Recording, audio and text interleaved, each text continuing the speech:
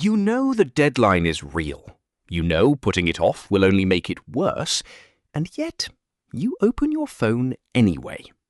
Today, we're going to find out why your brain does this to you, and it's not because you're lazy.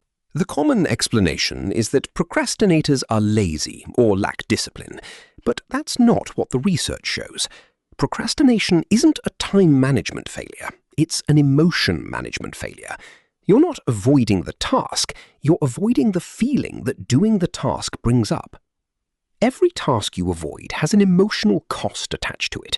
Boredom, self-doubt, fear of doing it badly, or just discomfort.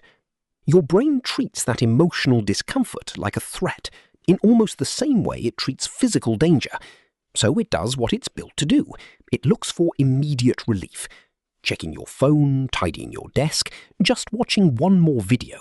These all deliver a small hit of relief right now, and that relief is more persuasive to your brain than a deadline that's still 3 days away.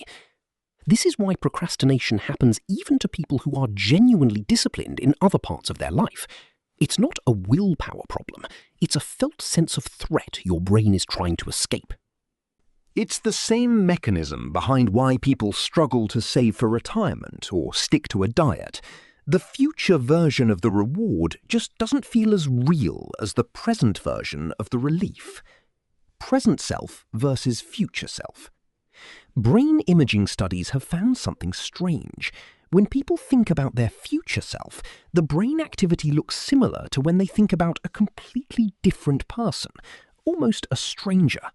That's why it's so easy to hand off hard, uncomfortable work to future you. You're not really thinking of them as you. You're thinking of them as someone else who'll deal with it later.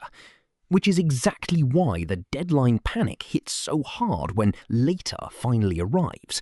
That stranger you were picturing turns out to be you all along. This isn't a design flaw. It's a leftover survival instinct.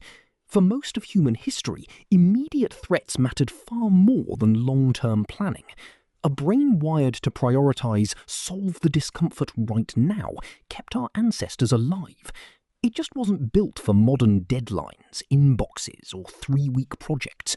You're not broken. You're running very old software on a very new problem. What actually helps? If procrastination is about avoiding a feeling, then the fix isn't more discipline, it's lowering the emotional friction of starting. That's why the 2-minute rule works so well. You don't commit to finishing the task, just to starting it for 2 minutes. That tiny commitment doesn't trigger the same threat response a huge task does, and once you've started, momentum usually carries you further than you expected. Shrinking the first step is almost always more effective than trying to force more willpower.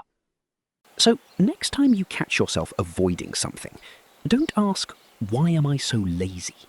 Ask, "What feeling am I avoiding right now?" That one shift in the question changes everything about how you deal with it.